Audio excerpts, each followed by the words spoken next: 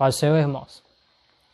Mateus, capítulo 24, versículo 21 diz: Porque haverá então grande aflição, como nunca houve desde o princípio do mundo, até agora, nem tampouco haverá jamais. Esse estudo fala sobre a grande tribulação, né? Começando com capítulo 24 até o versículo 15, Jesus trata de sinais especiais que ocorrerão durante a grande tribulação. As expressões grande aflição e grande tribulação, de Apocalipse capítulo 7, versículo 14, são idênticas no grego. Tais sinais indicam que o fim dos tempos está muito próximo.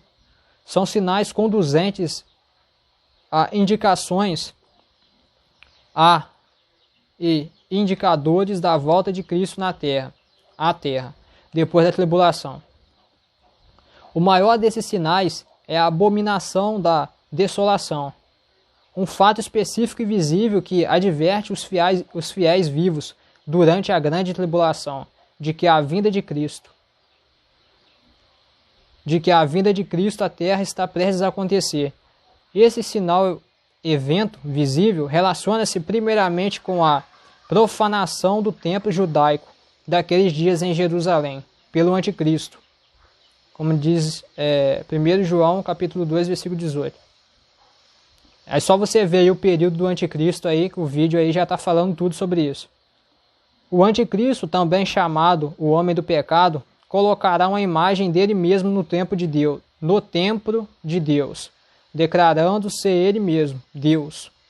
Seguem-se fatos salientes a respeito desse evento crítico. A abominação da desolação marcará no início da etapa final da tribulação, que culmina com a volta de Cristo à Terra e o julgamento dos ímpios em Armagedon, né, que é a batalha de Armagedon. Essa passagem aqui está no livro de Apocalipse, capítulo 19, versículo 11 até o versículo 21. Se os santos da tribulação atentarem para o fator tempo desse evento, quando, pois, virdes, poderão saber com bastante aproximação quando terminará a tribulação, época em que Cristo voltará à Terra.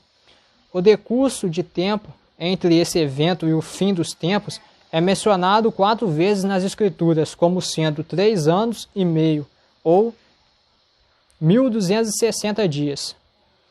Se você está achando isso loucura, a passagem aí está no livro de Apocalipse, capítulo 11, versículo 1 até o versículo 2. Por causa da grande expectativa da volta de Cristo, os santos daqueles dias devem acautelar-se quanto a informes afirmando que Cristo já voltou. Tais informes serão falsos. A vinda do Filho do Homem depois da tribulação será visível e conhecida de todos os que viverem no mundo. Apocalipse capítulo 1, versículo 7. Outro sinal que ocorrerá, então, será o dos falsos profetas, que a serviço de Satanás farão grandes sinais e prodígios. É o que mais tem hoje em dia, né? Falso profeta tem em cada lugar que a gente vai por aí afora do mundo. Jesus admoesta a todos os crentes a estarem especialmente alerta para discernir esses profetas, mestres e pregadores que se declaram cristãos falsos, sendo falsos. Porém, apesar disso, operam milagres, curas, sinais e maravilhas e que demonstram ter grande sucesso nos seus ministérios. Ao mesmo tempo, torcerão e rejeitarão a verdadeira palavra de Deus. Só você ver o período do anticristo que está falando sobre isso, né? Não preciso entrar nesse detalhe. Noutra parte, as escrituras admoestam os crentes a sempre testarem o espírito que atua nos mestres, líderes e pregadores. 1 João, capítulo 4, versículo 1. Deus permite o engano acompanhado de milagres, a fim de testar os crentes no tocante ao seu amor por ele e à sua lealdade às sagradas escrituras. Serão dias difíceis, pois Jesus declara em Mateus capítulo 24, versículo 24, que naqueles últimos tempos o engano religioso será tão generalizado que será difícil até mesmo para os escolhidos, os crentes dedicados, discernirem entre a verdade e o erro. Capítulo 1 Timóteo, capítulo 4, versículo 16, fala sobre isso. Tiago, capítulo 1, versículo 21, também fala sobre isso. Quem entre o povo de Deus não amar a verdade será enganado. Não terá mais oportunidade de crer na verdade do Evangelho, depois do surgimento do Anticristo. 2 Tessalonicenses, capítulo 2, versículo 11, fala sobre isso. Finalmente, a grande tribulação será um período específico de terrível sofrimento e tribulação para todos que viverem na terra. Observe, será de âmbito mundial. Apocalipse capítulo 3, versículo 10. Será o pior tempo de aflição e de angústia que já ocorreu na história da humanidade. Mateus capítulo 24, versículo 21. Será um tempo terrível de sofrimento para os judeus.